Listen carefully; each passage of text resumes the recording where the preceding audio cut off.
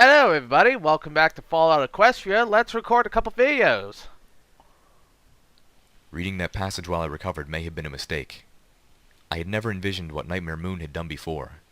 Never ever tried. Now that I did, my vision shook my soul with horror. I was in a great rage and I wanted to punish. I felt myself grow pale. I thought of myself tearing through one of the shops in Arbu, telekinetically throwing the ponies inside up against the ceiling so I could see their Arbu marks, then opening fire with the zebra rifle and releasing their burning, flailing bodies to fall to the floor. Yeah. There it was. I was Nightmare Moon in miniature. Awesome! But if Nightmare Moon could become Princess Luna again, Fuck that. if she could lift herself from such abysmal depths of monstrosity to become the loving and love-worthy goddess of our worship, I wouldn't really go that far. I mean, a lot of shit looks like it was Luna's fault, even if it was indirectly. I mean, the whole ministry shit and crap, so I don't know if that's like, I don't know what you talk about, Lil Pip. then there really was hope for me. The words in the journal gave me the confidence that my hopes were more than just wishful thinking. At the same time, they were a reminder that the stain of my fury-driven murders would never fade away. Steelhose was right. Like Princess Luna, I would forever remember what I had done. And like the zebras remembered the actions of Nightmare Moon, there would be those whom I could never be anything but that monster. Zenith gave me the last of the healing potions. The third medical box had been locked as well. But as it turns out, lockpicking isn't necessarily required when one of your friends has a hellhound horn capable of slashing through metal with the ease of slicing an apple. True enough. I drank it, watching the medical assist warnings on my EFS slowly die away. Next zombie zebra gets a missile up its kisser, Steelhose grumbled. I had gleaned that the battle in the pool had been frustrating, his armor refusing to allow him to fire his weapons underwater. Aww. The mental picture of two creatures who could not die from anything less than massive bodily harm being reduced to throwing hooves at each other underwater struck me as darkly amusing. I didn't think Steelhose would appreciate it if I had snickered, though. Soon, we were moving again. The bathhouse was not the prison we were looking for. Nah. The plethora of Canterlot zebras and the absence of alicorns told me that. But the basement of the bathhouse I wonder if the alicorns have any problems with Canterlot ghouls. gave us an entrance into the sewers, and as much as I hated the idea of exposing ourselves to the water here, we couldn't ignore one of the most likely places for the alicorns to be holding their captives. Fortunately, since both Zenith and I had both landed in the bathhouse water with no discernible ill effect, I suspected the concentration of pink in the rainwater was low enough to be reasonably safe. Or, at least that is what I kept telling myself as soon as we were almost belly-deep in flowing rainwater, pushing our way through huge dark tunnels beneath Zebratown. From the Journal of Midnight Shower. Today I availed myself of one of the more unique buildings in Zebratown. The zebras have made an interesting effort to blend their cultural heritage with a more proper equestrian aesthetic. One of the results is the infamous bathhouses of Zebratown. Water is piped in from the aqueduct, and several of the pools are boiler heated. Patrons move between hot baths and cool as they mingle and discuss the matters of the day, or enjoy a poolside brunch on the provided tables. As utterly uncouth as bathing publicly is, I must admit that the experience provided by these bathhouses is luxurious, both physically and socially. I was astonished to discover there were ponies living in Zebratown. Oh my god! Only a hoofful, I'm told, but there are ponies who have chosen to live their lives in this place. On purpose. I had the opportunity to converse with one such pony at the bathhouse, a delightful peasant mare named Daisy. It is Daisy's assertion that she chose to live here because the zebras need to be reminded that not all ponies are, in her words, xenophobic bigots. Yeah. And on the matter of irrational fears, I found myself the subject of just such sentiments when a zebra mother screamed and pulled her foal from the bath, and soon the bathhouse entirely, upon the mere sight of me. When I endeavored to determine what I had done to provoke this rather extreme response, most of the zebras would not meet my eyes out of embarrassment. One finally explained, her face reddened with shame, that the mark of the 3 streaking meteors on my flank was the source of the zebra's terror. It would appear that the myths of the zebras have such a hold on the psyche of some that my cutie mark alone is the cause of such a reaction. Upon leaving the bathhouse, I noticed several zebra colts quickly attempting to hide an inhaler. looking for all the land like they had been caught by their parents reading an issue of Wingboner magazine. I am hardly a pony to know about such things, but I suspect that they were using illegal zebra-imported pharmaceuticals. Perhaps the constables need to be keeping a better watch. Whoosh. Twin missiles shot out of Steelhoove's armor-integrated battle saddle and barreled down the sewer tunnel. More than enough firepower to kill even a Canterlot zombie zebra. The rockets exploded against the Alicorn's shield with almost no ill effects. Oh no! Ahead of us, the cave-like tunnel continued beyond a gridwork of heavy iron bars which blocked our way. Steelhooves and Calamity tried to occupy the purple-coated Alicorn as I hacked the wall-mounted terminal that controlled access to a heavy metal door inset in the side of the sewer tunnel. I worked as quickly as I could, hacking through the system, scanning strings of data for possible passwords. The door clanged and slid open as I found and entered the correct phrase. Not a rainbow. We charged blindly inside, Steelhooves hiding a proximity mine in the backside of the terminal before closing the door behind us and plunging into the darkness. Several pairs of glowing white lights flickered on in the darkness. My EFS compass was showing 4 red lights. I slipped into Sats and locked onto the first zombie zebra, aiming little Macintosh right for the deadlights of its eyes. Deadlights is always such a weird term. The powerful little revolver echoed in the metal chamber. Steelhoove's helmet spotlight burst to life, revealing a long amateur laboratory filled with tables of ancient chemistry sets. The zombie zebra I had shot lay dead, most of its head removed. I really hoped it couldn't get back up from that. It will! 3 more stood about the lab, one of them holding a spear in its mouth. Steelhooves opened fire, turning one corner of the lab into a blasting zone, filling the room with smoke, heat, and shattered glass. I quickly averted my eyes and bucked over a table, crouching behind from the back blast of Steelhooves' attack. Calamity and Zenith joined me. "Whoa, whoa, whoa!" Calamity called out, covering his hat with his forelegs. Steelhooves, thank the goddesses, stopped firing explosives. A second later, the spear struck into the table, the metal blade gleaming green as it pierced through the table, slashing my shoulder. Oh, that's not good. I cried out, pressing a hoof to stop the bleeding. Calamity flew up, firing his Nova Surge rifles while Zenith pulled out healing bandages and treated my wound. I heard another explosion, but this was from outside the door. The Alicorn had tried to use the terminal and set off the mine. She wouldn't be getting in. I felt a wave of dizziness. My fear of permanent damage to my head resurfaced.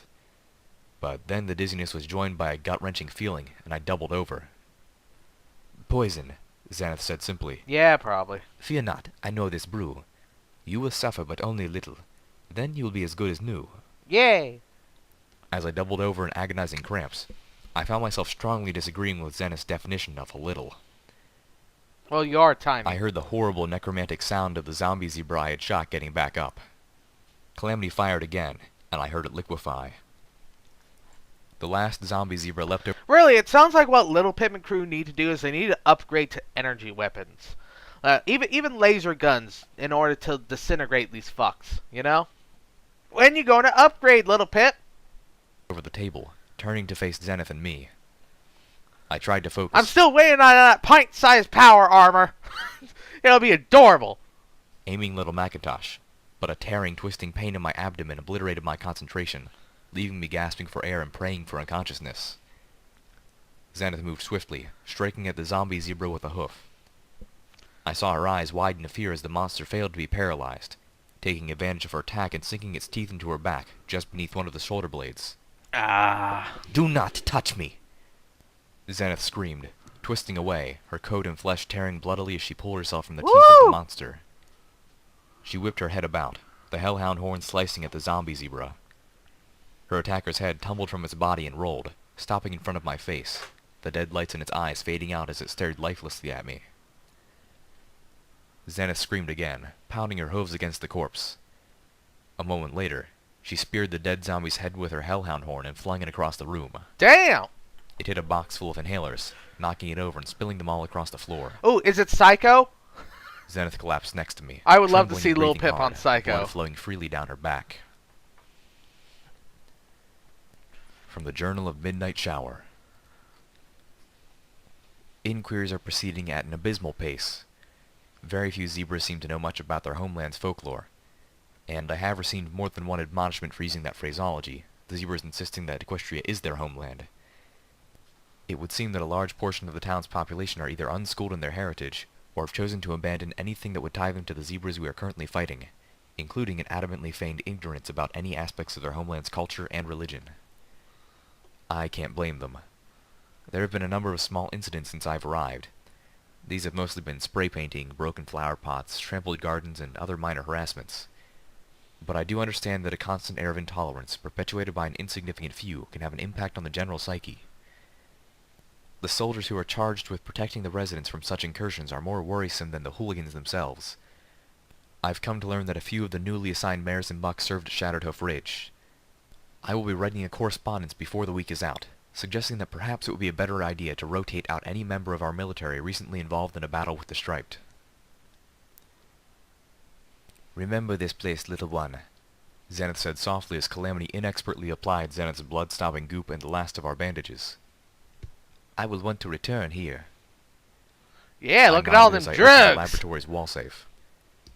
I had hoped for more medicine, but instead I found a revolver, ammo, a few decaying books, and a recipe for making dash. I gave the last to Zenith, taking the ammo for myself. I took a moment to mark the lab on my Pitbuck's automap before trotting up to the wall terminal that operated the door on the opposite side of the labs. This one was a lot easier to hack. The door slid open. Zenith moved slowly, letting the bandages mend her wound as best it could. The zombie zebra had gotten more flesh than meat, but she still needed a healing potion, and we had used all we had scavenged burning off the effects of the pink cloud. She edged up to an intact chemistry set and opened her satchel, pulling out jars of ingredients and strips of bloodwing leather.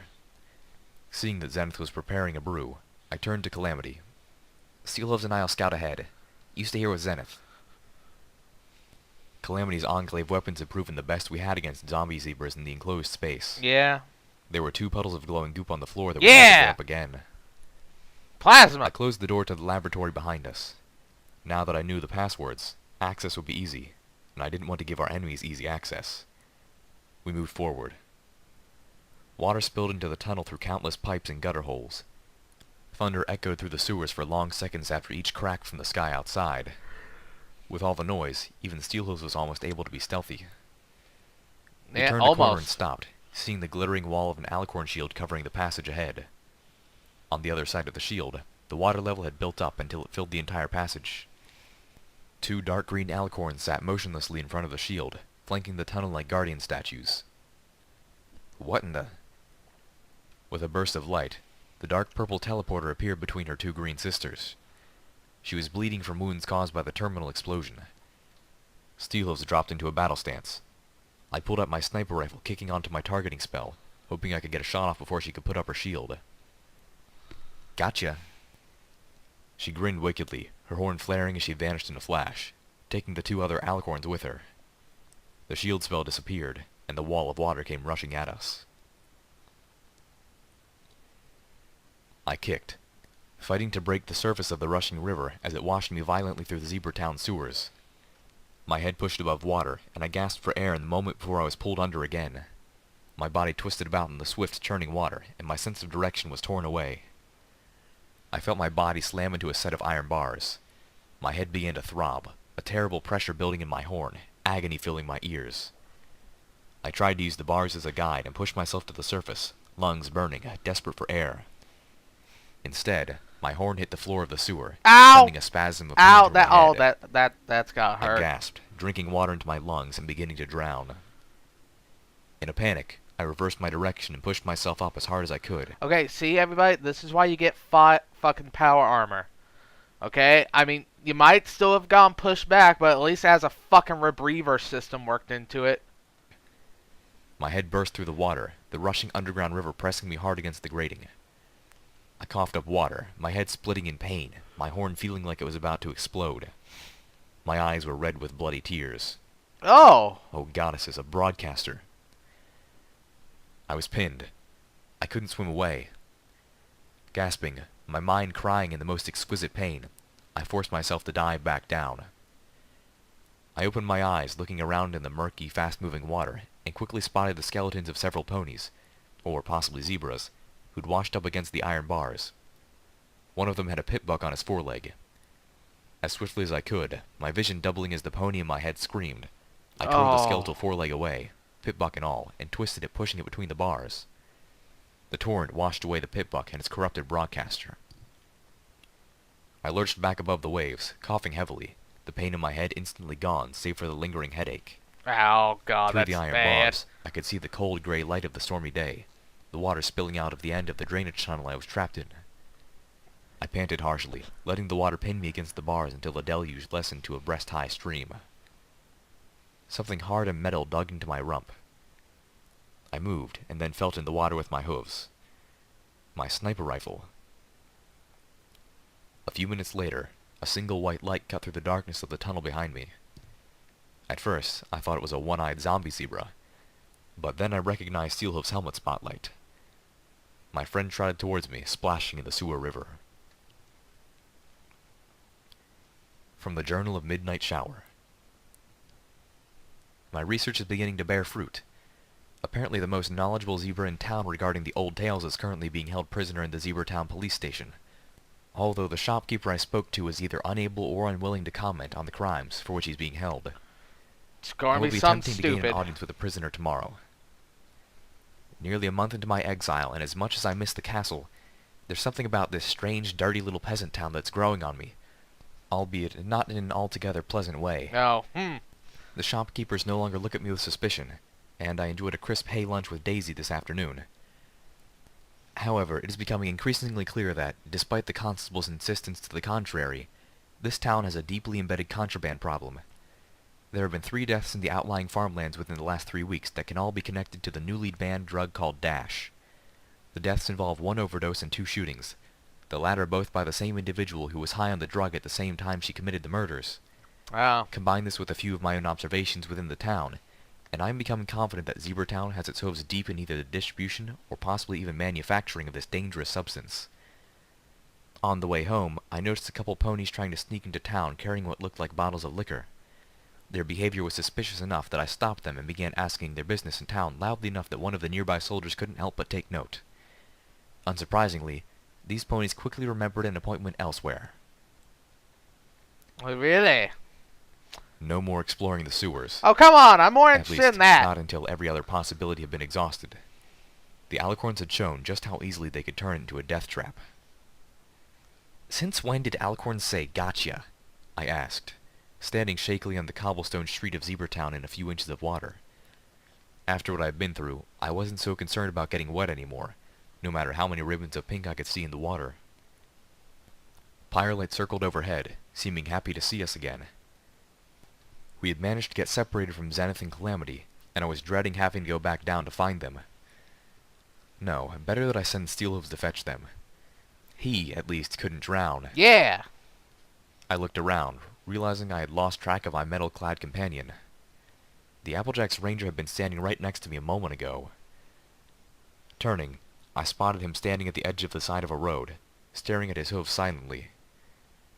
I trotted up, asking if he was all right.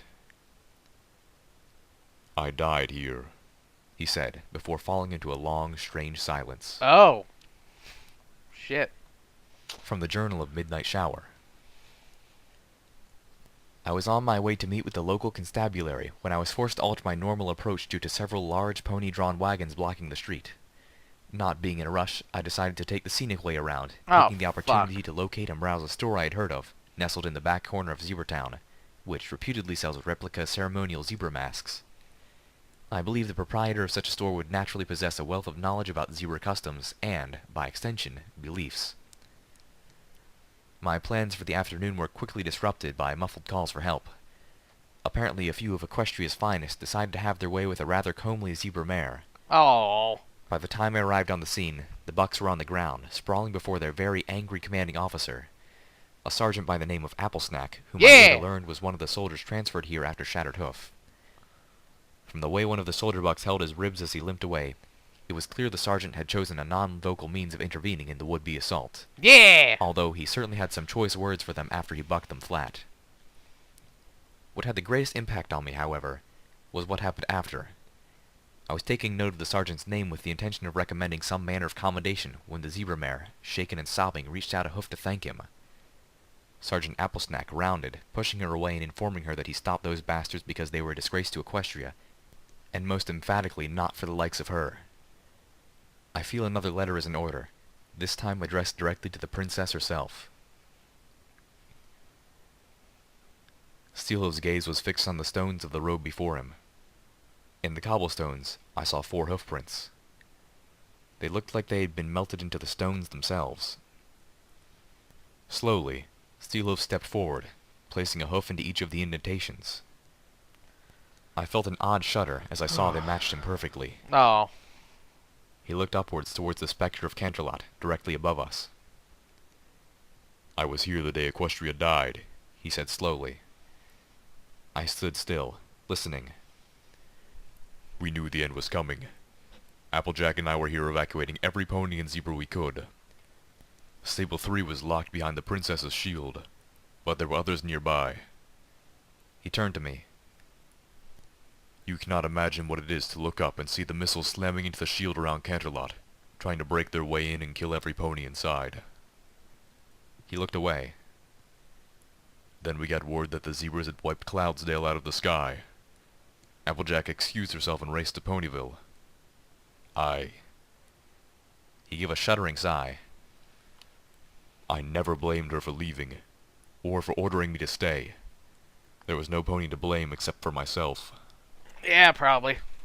From the timbre in the stoic ghoul's voice, I could tell my friend was actually crying. My heart went out to him, unable to bear hearing my stalwart Applejack's ranger finally unable to hide his hurt.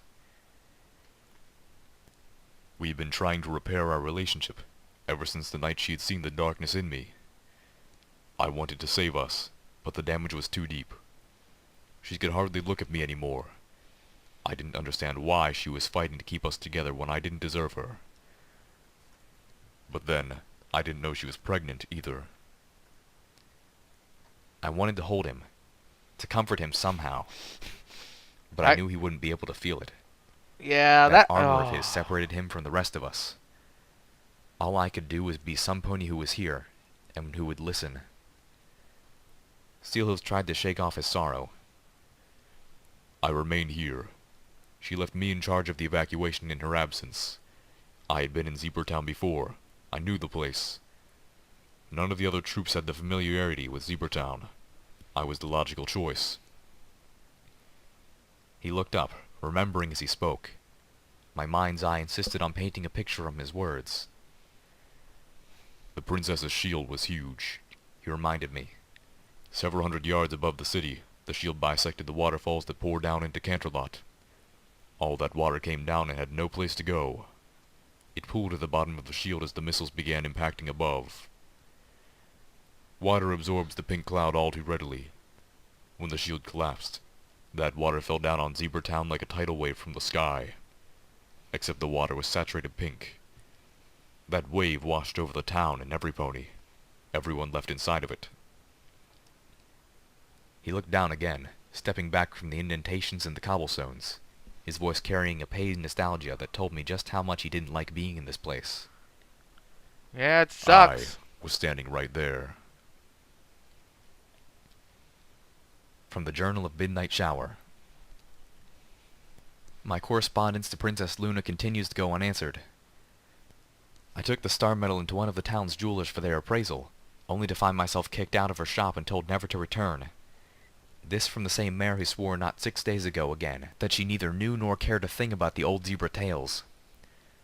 I was just leaving when a chariot raced by, drawn by a very familiar-looking pony, as 2 others hurled burning bottles and shouted anti-zebra epitaphs too foul to solemn myself repeating. One of the bottles crashed through the window of the jewelry shop, setting it ablaze. Doing what any good pony would have done, I tried to gallop to the shopkeeper's aid, but she fought me off, tossing a silver tea set at me before fleeing out the back entrance. I suffered smoke inhalation and some minor burns, but nothing serious.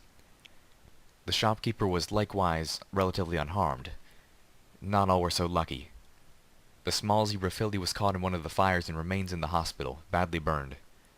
The hospital here is poorly equipped and sparsely staffed, but they're doing what they can with healing poultices from zebra recipes you likely won't find in the books of the Atheniums of the Ministry of Arcane Sciences. The zebra filly shares the hospital with one of her attackers. 2 of the ponies are being held in the Zebratown police station until a transfer wagon arrives. Again, we have Sergeant Steelhoof to thank. The sergeant responded to the attack by drawing his sidearm and shooting the mare pulling the chariot in the leg. I must take a moment to praise Zebratown's firefighting force, who had the flames under control before the fires could spread to the nearby buildings. Cool. I spent most of the evening with the local constabulary, repeating endlessly my accounts of the events. I attempted to use the opportunity to learn more about the zebra prisoner they have sealed in isolation, my efforts at gaining an actual audience having come to naught. This evening, one of the zebra constables deigned to inform me that the prisoner was charged with smuggling contraband into Equestria, as well as another charge that I believe can be translated as heresy. When I questioned whether the contraband was related to the increasing number of Dash-related incidents, the constable abruptly denied any connection between Zebratown and the local drug problem. Yeah! The influx of Dash was almost certainly coming from someone associated with the nearby veterinary pharmaceuticals company. Instead, the constable insisted that the contraband, in this case, amounted to a book. When I asked if I might see the book in question, stating that it might shed some light on my research, the zebra informed me that he would be more than happy to oblige me were it not for the unfortunate fact that the Ministry of Image confiscated the book, removing it from their contraband vault a few scant days before. Wait, is that Heresy. the necromancy book? I had a very dark suspicion of what that meant, and what book had been taken from the zebra's contraband vault. Yeah, we were headed into necromancy book. Ruins to get that book. Yeah. That very black book from Rarity's secret safe at the behest of the Trixie goddess. I did not know what my plans were from that title. point, but I had made it very clear to myself that getting the black book to Maripony was crucial. Calamity and Zenith had rejoined us, and now we were crouched in the ruins of a nameless shop, staring across the cobblestone plaza at the Zebra police station. Thanks to the Journal of Midnight Shower, I had gotten the idea that this was the best place to look for the Alicorns and their prisoners. I heard a soft ding behind me as Calamity raided the store's bits register. I didn't even bother shaking my head. I pulled out my binoculars, looking the Zebratown police station over. The aqueduct ran right behind the station, and part of it had collapsed, taking about a fourth of the building with it. The remains of the Zebra police station stood in 2 separate sections connected only by the basement. Cool. I spotted an alicorn on the roof of the larger section. This was the place. I looked at the front door and realized immediately that we would need another point of access. Not because of guards or a lock, but because the metal of the double... You know, all I'm waiting for is Little Pip to just become Doom Guy. Now, I know she kind of did that in that... I forgot the name of Cannibal Town, but I'm just going to call it Cannibal Town. So I know she already went kind of like Doom Guy on Cannibal Town, but I want to see it, and it'll be even cooler if she does it on Alicorns. Like, oh man, now I just got the image of Little Pip wearing Praetor armor. You know, the armor that Doom Guy wears? Ah, fuck. Damn it, it's in my head. I can't get it out. It'd be so cool. Still, I know, Little Pip, you have the rage and hate inside you. That you want to start bashing these fucking Alicorns' heads out. Because fuck these things. Fucking dicks. Trying to drown you out and just being assholes. Yeah, not even helping the wasteland, just being fuck them. Oh, I want to see it. I want to see Little Pip's roaring rampage of revenge. I don't want to just hear about it after the fact. I want to see it. Oh, it'd be so good. It'd be so good. Also, Little Pip, haven't you figured out by now that like half of the problems Equestria had to go through were because Luna's poor decision making? Like, God, Luna made some... See, I'm both really pissed at Luna for her poor decision making, but I can't fault her because it was technically the first industrial war, and the Equestria doesn't have the breadth of fiction stories that help warn us about these problems. Like, Equestria doesn't have 1984. That's not a book that exists in Equestria, so they couldn't know the potential Orwellian horror that they would be unleashing upon themselves. They could not know that. And they also never had Nazism or any other problems. So Luna just could not know what her decisions would bring about. So I cannot blame her for that. However, that does not stop her decisions from being stupid. A stupid decision is a stupid decision. The only thing that makes it slightly better is there was no logical way for her to know what she was doing. Would be very bad. Like, goddamn, I can't get over the way how Equestria would have been fucked even if it won the war. It would have been fucked. It would have. Either it becomes Orwellian horror, or or it fucks off into its own civil war. Like, damn. Damn.